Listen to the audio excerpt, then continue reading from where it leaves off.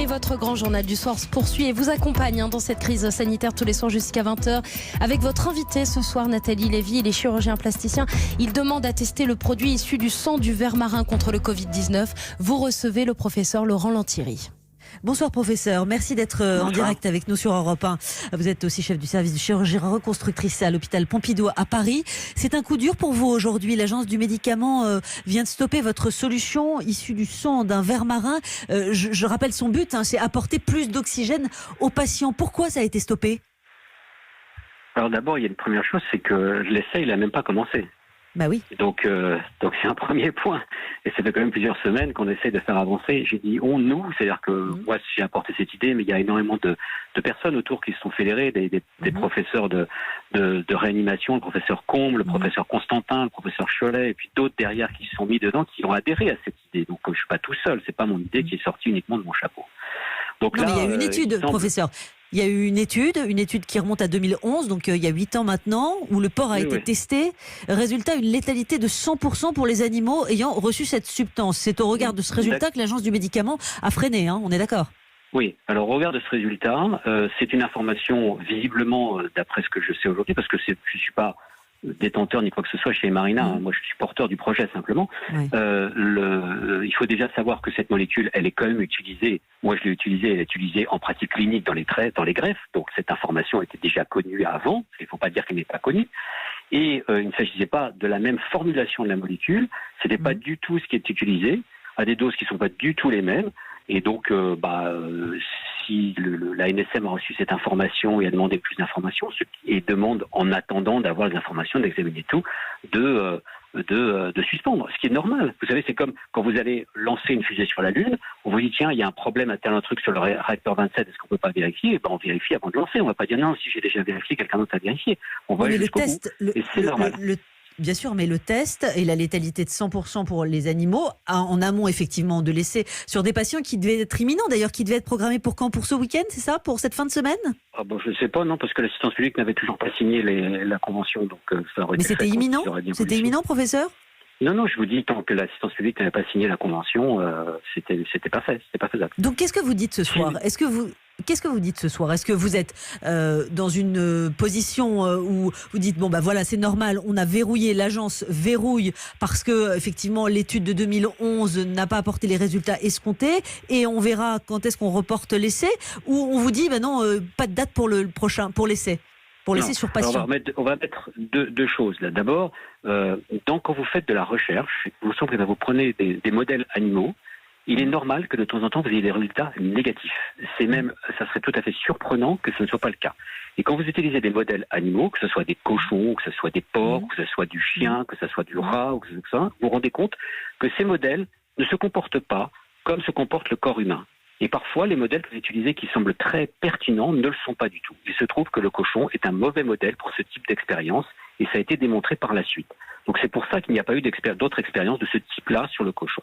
Mais ça, on peut rentrer sur les détails scientifiques, c'est pas le sujet, vos auditeurs ne comprendraient pas. En tout cas, l'agence du médicament s'est quand même appuyée sur cette étude et sur le résultat de cette étude pour se prononcer. C'est normal, mais comme je le dis, c'est normal que l'agence du médicament veuille avoir des informations quand on leur donne une information sous le manteau en disant à propos il s'est passé quelque chose en 2011, c'est normal. Mais donc pardonnez-moi d'insister, je comprends pas. Ça veut dire quoi concrètement ? Ça veut dire que vous restez optimiste sur l'arrêt Nicole aujourd'hui et sur la possibilité de faire un essai à des malades aujourd'hui, à des humains ? Quand je vois le nombre de demandes et l'enthousiasme qu'a suscité cette idée auprès de mes collègues réanimateurs, quand je vois les demandes que j'ai auprès de mes collègues américains qui disent Laurent, laisse les premières informations, nous on va tester aussi.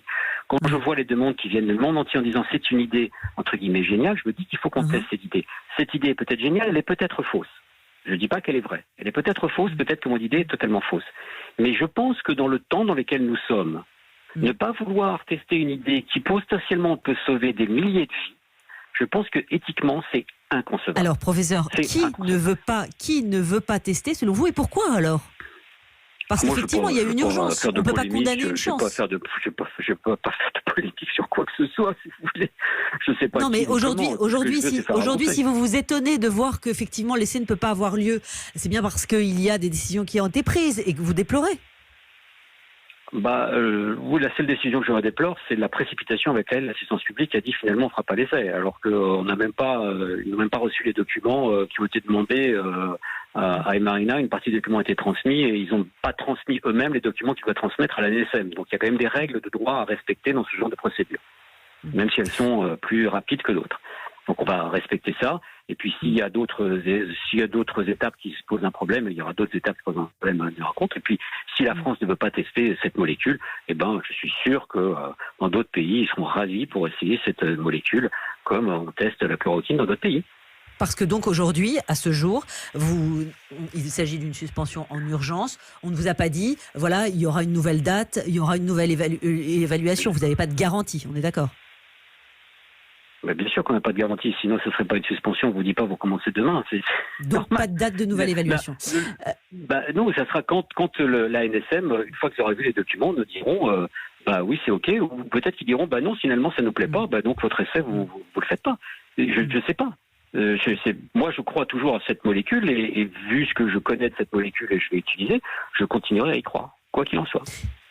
Vous avez vu tout à l'heure Emmanuel Macron à Marseille. Alors vous avez vu, en tout cas vous avez su, parce qu'on n'a pas vu d'image aux côtés du professeur Didier Raoult qui prône l'usage de l'hydroxychloroquine. Vous soutenez, vous aussi, professeur Lantieri, son efficacité. Je voulais vous entendre là-dessus. Cette rencontre, pour vous, c'est un tournant. Elle signifie quelque chose ? Je ne sais pas si ça signifie quelque chose, mais en tout cas, je vais vous dire, Didier Raoult est un très grand médecin. C'est le premier mot que j'ai dit. Et c'est un très grand chercheur. Et dans les circonstances dans lesquelles nous sommes, je trouve que son attitude est l'attitude correcte, contrairement à ce qu'on pourrait penser. Des gens qui disent qu'il faut faire des essais randomisés double aveugle sur 3000 patients, je pense qu'ils ont tort. Ça ne veut pas dire que toute la méthodologie qu'a utilisée Didier Raoult soit la bonne, ça ne veut pas dire qu'il a forcément raison.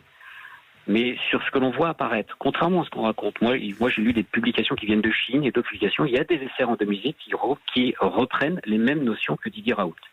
Et lorsqu'il aura publié ces 2 patients sur lesquels il a fait un traitement, nous saurons où ça en est. Et alors qu'on est toujours en train d'attendre les autres essais thérapeutiques qui n'ont pas commencé ou qui ont commencé sur 4000 patients à travers l'Europe. Vous savez qu'à travers l'Europe, le responsable européen de la recherche a démissionné.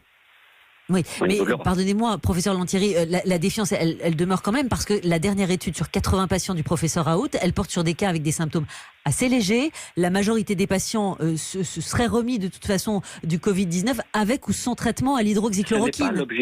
Ce n'est pas l'objectif de Didier Raoult. Son objectif est de baisser la charge virale. Baisser la charge virale permet de rendre les patients moins contaminants moins longtemps. Et donc, c'est une solution pour sortir du confinement. Si on peut avoir un traitement qui baisse la charge virale, alors il y aura moins de transmission. Et il faut savoir qu'actuellement, l'Institut Pasteur a fait un essai sur un traitement préventif à la chloroquine, comme on le fait à la nivaquine, c'est la même mesure pour le paludisme, c'est la même molécule. Donc il y a un essai actuellement par l'Institut Pasteur, ce ne sont pas des fantaisistes, sur la même idée. Je ne sais pas si Didier Raoult a raison. Ce que je sais, c'est que pour moi, c'est un grand médecin et que son attitude je n'ai pas de reproche sur son attitude, sur la manière dont il conduit les choses.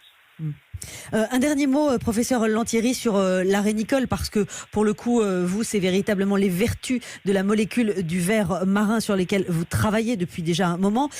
Vous parliez de l'étranger, parce que vous disiez, si en France on n'en veut pas, à l'étranger, peut-être qu'en gros, on verra cette solution et on utilisera cette solution. Est-ce que vous avez déjà des contacts à l'étranger, et avec quel pays ? Je suis les Américains, mes collègues américains qui regardaient ce que je faisais. J'ai dit, écoute, je suis bloqué, est-ce que ça vous intéresse ? Ils m'ont dit, oui, ça nous intéresse, nous on essaiera de le faire débloquer. Et moi, comme je l'ai dit et comme je l'ai écrit, dans ces périodes où l'humanité est en danger, c'est l'open source qui doit prédominer. C'est-à-dire, aujourd'hui, nous devons transmettre des idées. On n'est pas dans le commerce, on doit transmettre les idées pour sauver le maximum de l'humanité. C'est très important. Ça veut dire quoi, pardonnez-moi, on n'est pas dans le commerce ? Ça veut dire quoi, on n'est pas dans le commerce, professeur Lantieri ? Allez au bout, parce qu'effectivement, il y a un danger mondial, on est face à une crise inédite, mais alors, vous visez qui en disant ça ? Parce que autant aller au bout des choses. Je veux dire que moi, je n'ai aucun lien d'intérêt avec Emarina. Je n'ai jamais touché d'argent de quoi que ce soit. Donc voilà, c'est très clair. Et si je pousse, c'est que je pense que c'est une bonne solution. Donc c'est pas pour d'autres raisons. Et je n'ai jamais réclamé d'argent pour quoi que ce soit. Parce que quand je vois des gens qui réclament 500 000, 300 000 ou 400 000 euros pour faire de la recherche alors qu'il y a une urgence, d'abord on fait, puis ensuite on voit comment on fait. Le pays, on avance petit à petit. Je trouve que la manière dont certains se comportent, personnellement, c'est pas la manière dont je vois les choses. Pardon ? Qui, non, moi, j'ai professeur pas de Lantieri? nom à dire de quoi que ce soit. Je trouve qu'il y a des gens qui avancent, qui ont vraiment des projets, et qu'on les bloque. Et c'est pas uniquement moi ou Didier Raoult.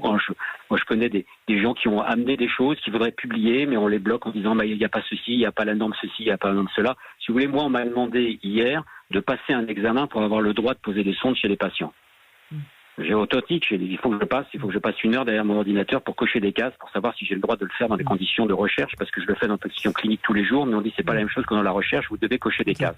Et tout ça est tout à fait obsolète dans la mesure ou dans la situation dans laquelle nous sommes. C'est tout à fait, demain, on en parlera, on fera autre chose. Mais aujourd'hui, il y a urgence, et comme je le dis, il faut savoir prendre un certain nombre de risques qui sont des risques raisonnés, qui sont des risques réfléchis, pour pouvoir faire avancer les traitements, pour avoir les solutions. Merci. Et pour sauver une grande partie de l'humanité.